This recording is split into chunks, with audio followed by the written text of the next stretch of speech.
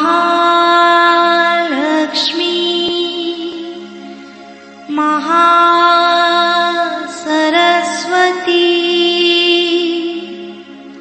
महाकाली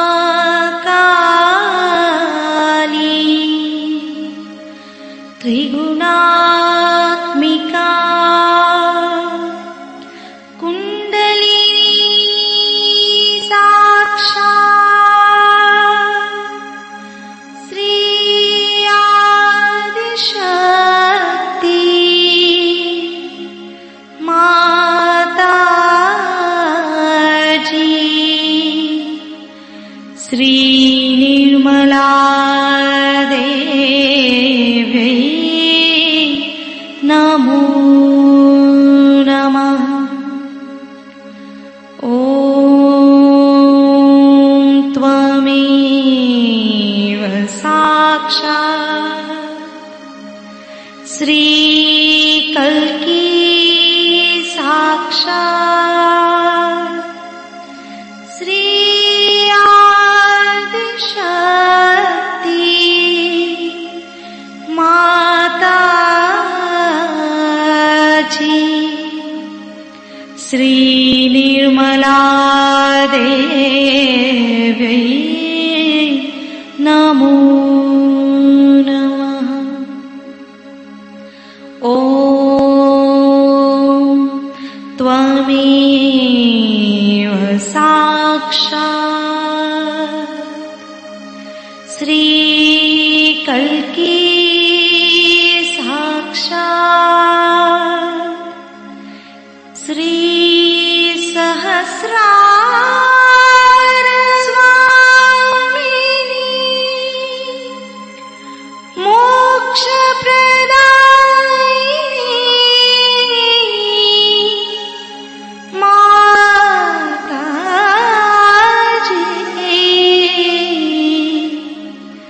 श्री निर्मला देवी नमो नमः।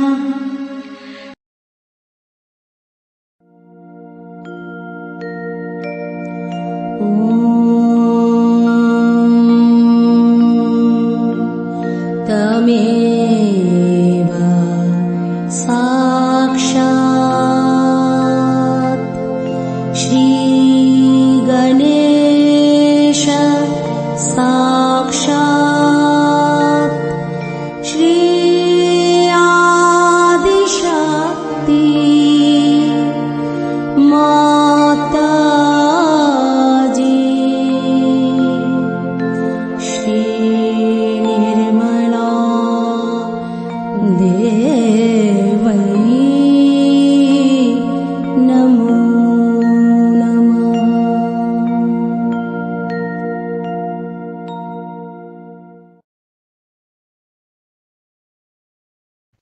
जय श्री माता जी। दोनों हाथ माँ के सामने, हृदय में माँ की छवि को स्थिर करेंगे। माँ से प्रार्थना, परम पूजनीय श्री माता जी, हम सबको पूर्ण संतुलन दीजिए।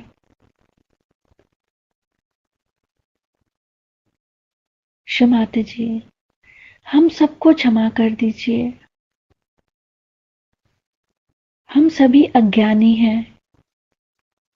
हम सबकी अज्ञानता के कारण यदि आपके शान के खिलाफ जाने अनजाने में जो भी गलतियां होती हैं, हम सभी हृदय से क्षमा मांगते हैं। श्री माता जी, हमें क्षमा कर ध्यान में उतारिए।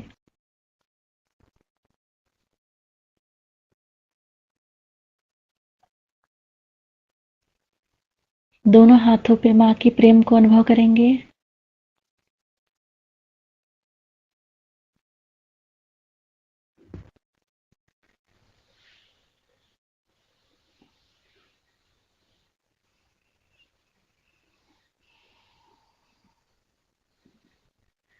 अपना संपूर्ण चित्त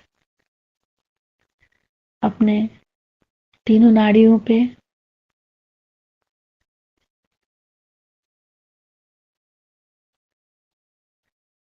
अपने चित्त को सेंटर स्वादिष्ठान पे श्री माता जी हमारे चित्त को शांत कीजिए।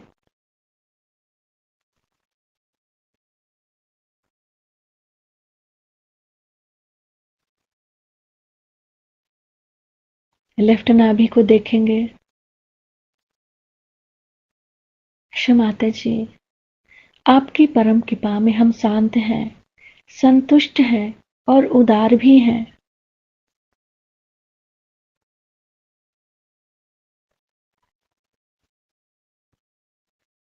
पूरा चित्त बाएं नाभि पे। श्री माता जी हमारे बाएं नाभि में गृहलक्ष्मी तत्व जागृत कीजिए ताकि हम शांत हो जाएं, स्थिर हो जाएं।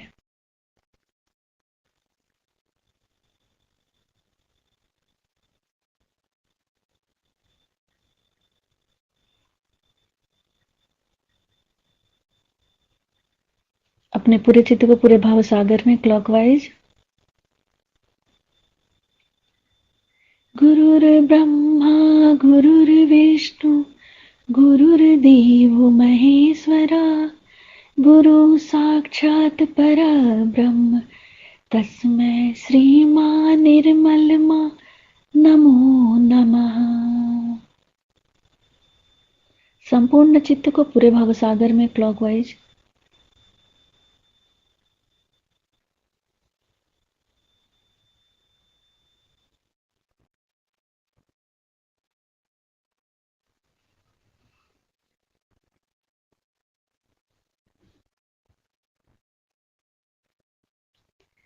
फिर अपने चित्त को राइट हृदय,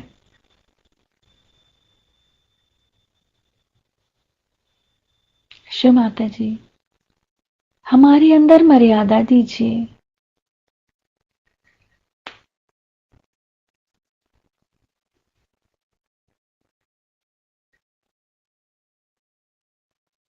दाहिने हृदय को देखेंगे।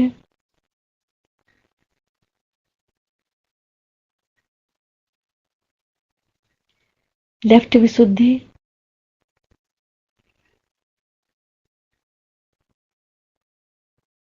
श्री माता जी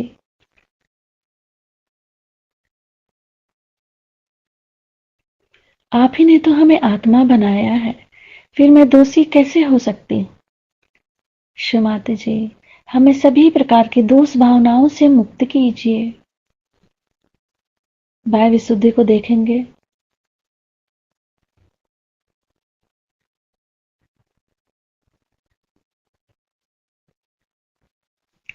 फ्रंट आज्ञा,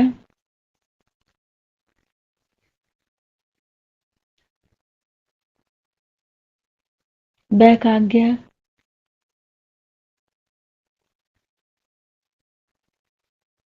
सिर का तालू भाग, सिर के तालू भाग पर मां के श्री चरण कमलों को देखेंगे।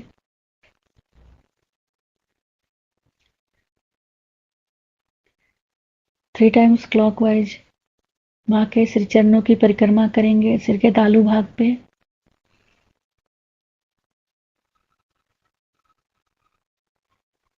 श्री माता जी हमें पूर्ण संतुलन दीजिए।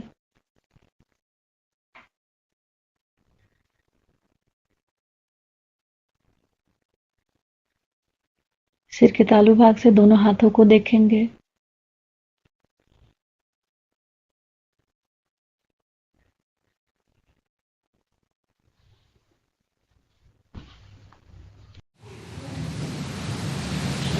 Today, in this beautiful place created by the Queen of Austria, we have gathered here to perform the puja to the Sahasrara.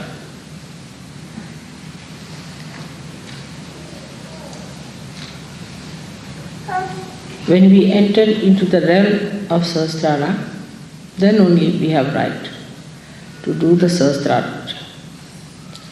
Before this, nobody talked about Sahasrara. Nobody did any puja to Sahasrara. This is your privilege that you are in the realm of Sahasrara and that you can do this puja. Perform it. It's your right. You are chosen for this. It's a very privileged place for you to enter into the Sahasrara of the Virat, to reside in the brain as cells of that Sahasrara.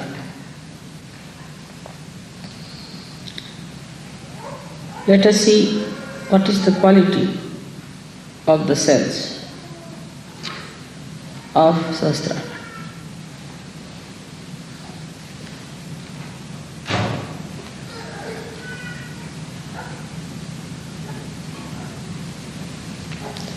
These are specially created cells through the working of the Swadhisthana.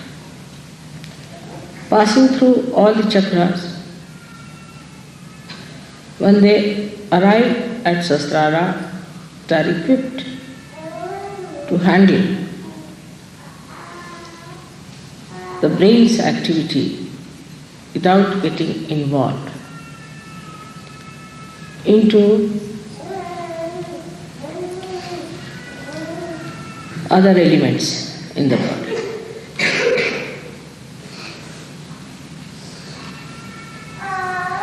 In the same way, the Sahajyogis are not to be involved with the other cells, human beings, of the body of this universe.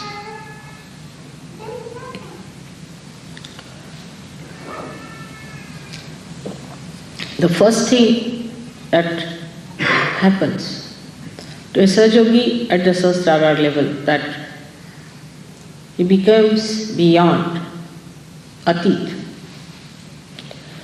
So many things he transcends. Kalatit, he goes beyond time. Time is his slave. If you have to go somewhere, then suddenly you discover that everything is working about the same time when you are able to do it. Like you are, say, to catch a train, and you arrive late at the station, you find the train is late for you.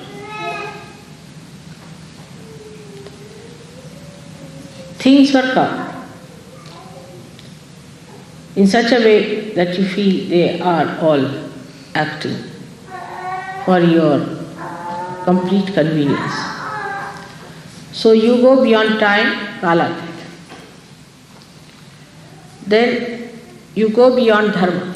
Dharma means dharma becomes part and parcel of your being.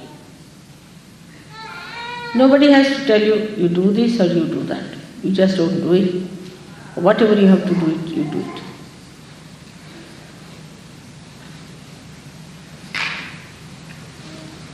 When you go beyond all these dharmas, that are the human dharmas, human dharma is that his attention gets attracted either with lust, greed, at something, and then he cannot pull out his attention. But now the attention becomes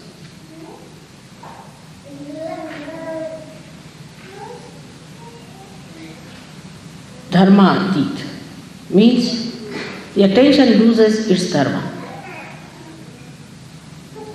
The dharma of the attention are such that we have to put the dharmas taught by the prophets to control them. Because we are coming from the lowest level. So these dharmas exist in our being and start showing. And when they attack us, then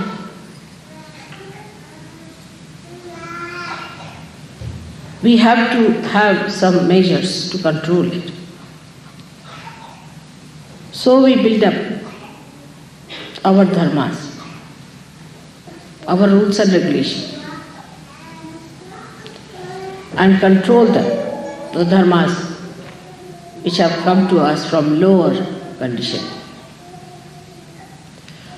This is the greatness of human beings, that they have made their own dharmas established on top of the lower dharmas. Like carbon has, say, 4 valencies. It has to be in 4 valencies. It acts according to the 4 valencies. It cannot make it 6. But human beings can make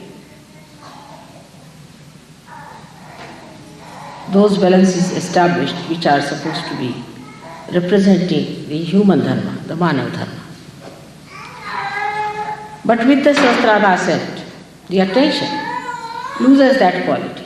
Means you don't have need, there's no need to put dharmas, restrictions upon yourself. You don't have to discipline, but you get disciplined automatically.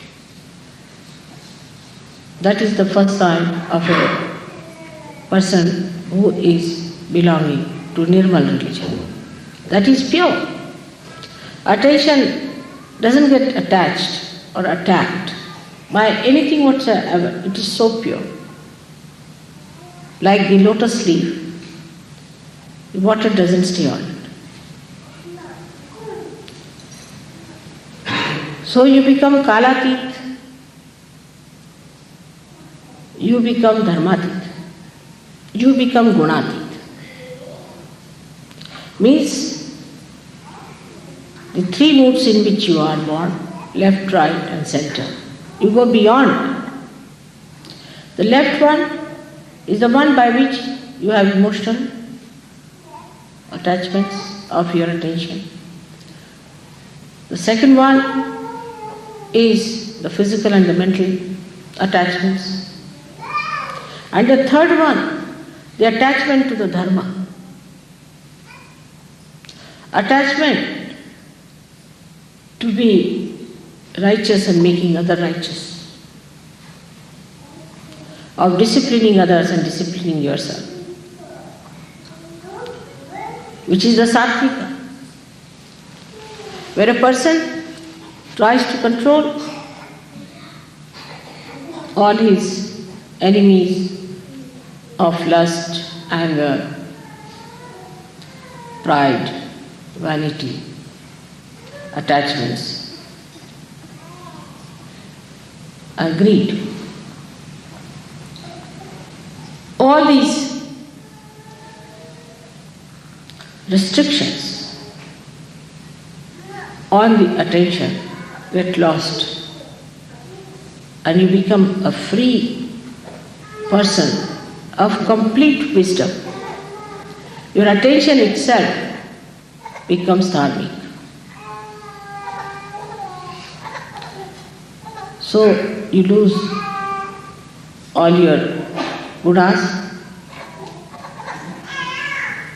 and you become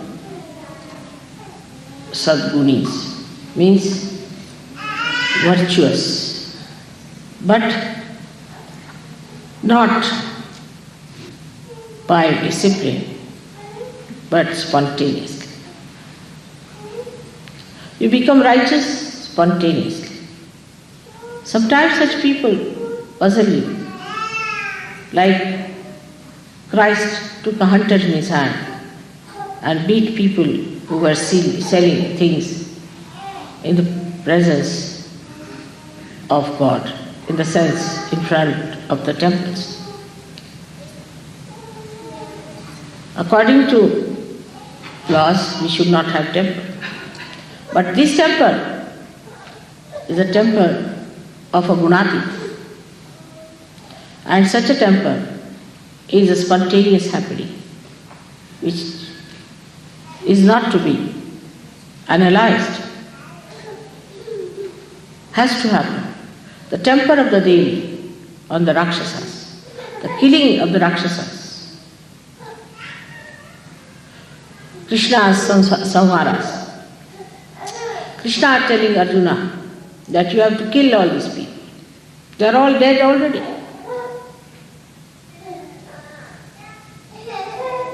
They all get explained because you go beyond. So is the Atit, beyond, conditions arise. Only the one who can control is beyond. The one who is in it cannot control it. If you have to pull out the ship, you have to be on the shore. The one who has gone beyond can only do that. So you go beyond, that is Atit.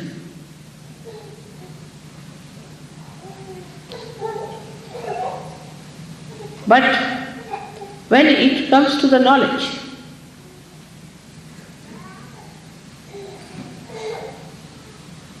about such a person, you cannot think,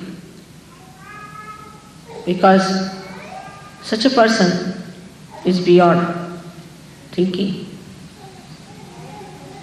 You cannot describe, because such a person cannot describe. You cannot say why Socrates agreed to take the poison. Why Christ agreed to get crucified. That's beyond human comprehension. That's how you behave beyond human comprehension. And you are not to take certificates from human beings. Your certificates come from God Almighty and not from these human beings who are at a lower level. It would be like a dog writing about human beings.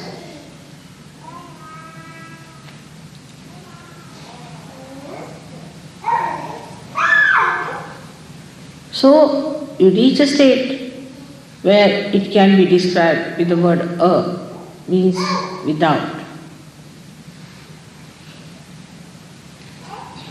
Without. So such a person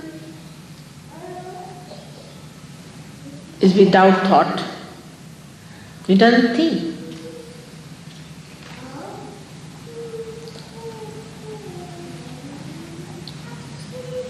Such a person is without greed.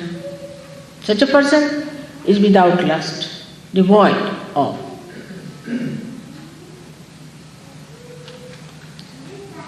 Such a person is said to be ashesh, out of which nothing is left out. Like when you want to make a vacuum,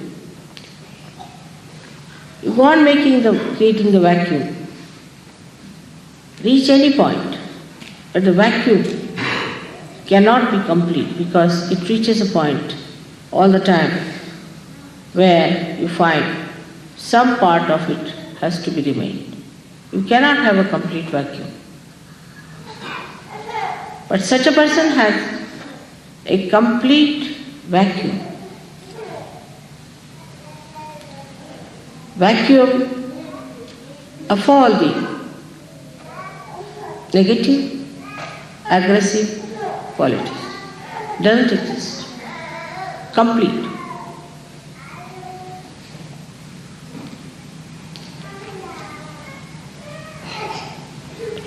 Such a person is eternal being. Nobody can kill. Nobody can harm. Nobody can hurt. The anger of anyone or respect of anyone does not touch such a person. He is not disturbed by insults or non-insults. He is not elated by praises.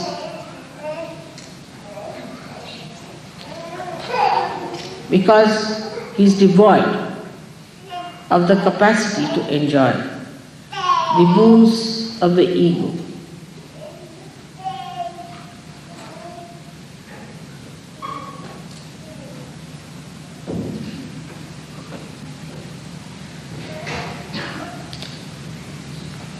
So the third state where he reaches, he gets the blessing of the word Nihi. Nihi. Nihi is the first word of my name. But in Sanskrit, when you combine it with Mala, then it becomes Nirmala. But the word is Nihi.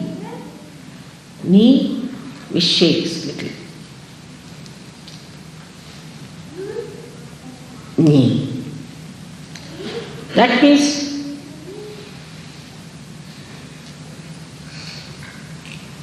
sheer.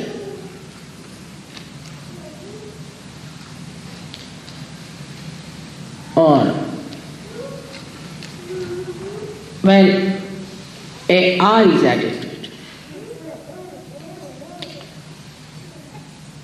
But the first Nihi means without, devoid, and Nira means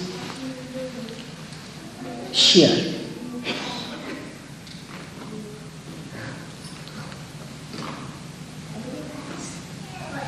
Like when you say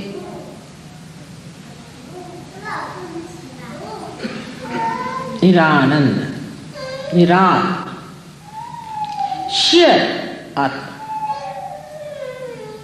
sheer joy, Kevala, the only, there's nothing but joy. But this word is used, Nira or Nihi, used in two forms as I told you. One for saying without or devoid of. The another form is the only, absolute.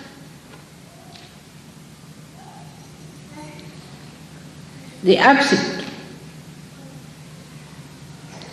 So here the joy becomes Nirana, absolute joy. Nothing but joy. It's complete freedom. So you have all kinds of joys. As I told you before, you have Swananda, the joy of the spirit. Then you have got Brahmananda, the joy of well-being. You have got Leelananda or Krishnananda, where you have the joy of the play.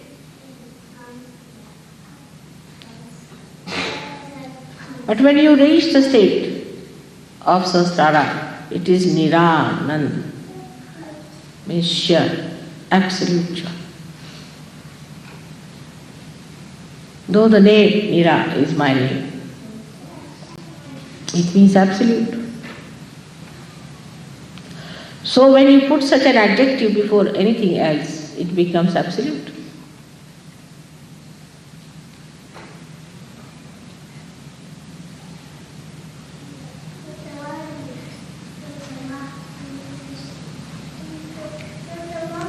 Thus you become absolute.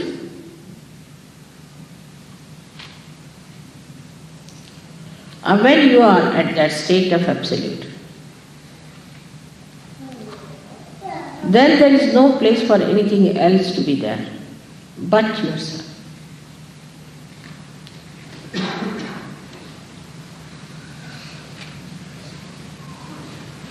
But let us see what is absolute.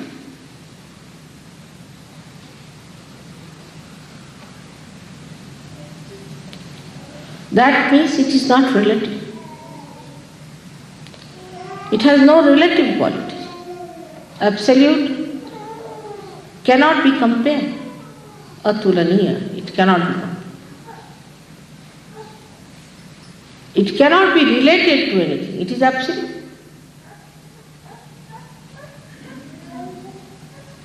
It cannot be comprehended because it cannot be related to anything else through which we can comprehend. It is absolute.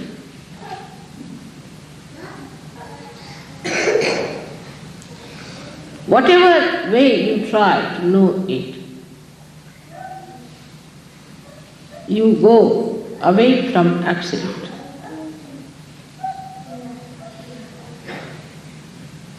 Whenever you try to analyze the absolute, you are away from it.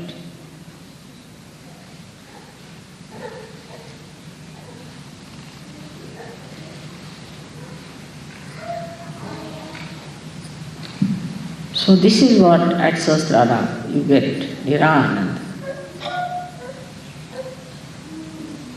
In different stages of Sahajyoga, we had to start from Sharira Ananda, means the Ananda of the body. Manasa Ananda, the joy of the Manasa, the psyche.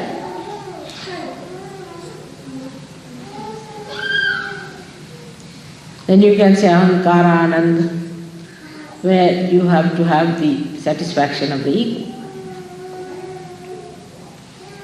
But the state has now to be established within us is of Nirananda. Then what is the question of fear?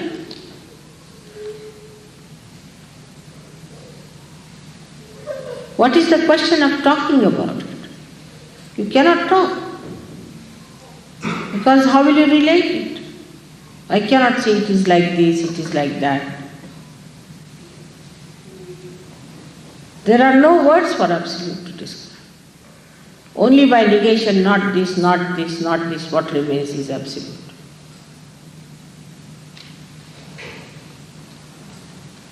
So you reach the state of absolute.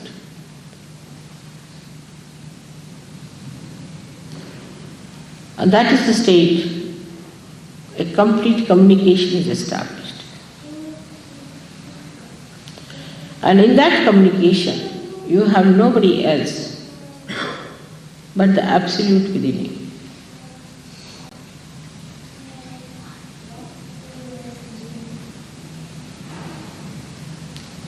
That is the Sahasrara Puja you are here for. That is the level to which you should aspire. That should be the ascent which should be established within ourselves. We don't have to go to Himalayas. We don't have to do anything drastic. Remaining in this world, we have to become the absolute, the only, Kevalam.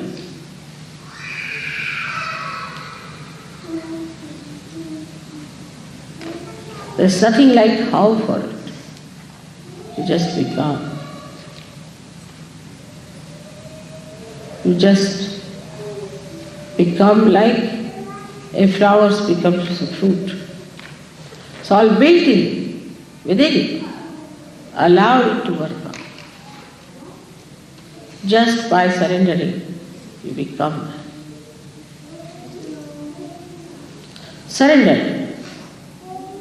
And you'll be surprised, you will be at the state where you will enjoy your absoluteness. It is absolute love, It is absolute compassion. It is absolute power.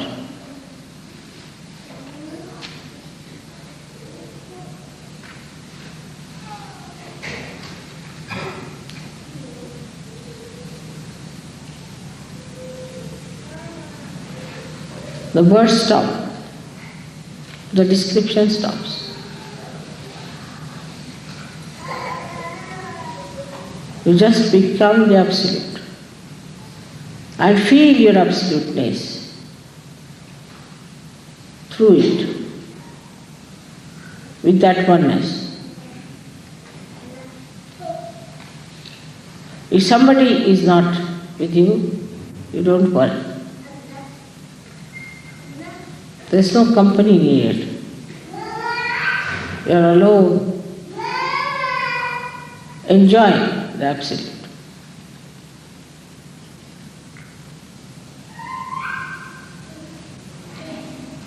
There only you can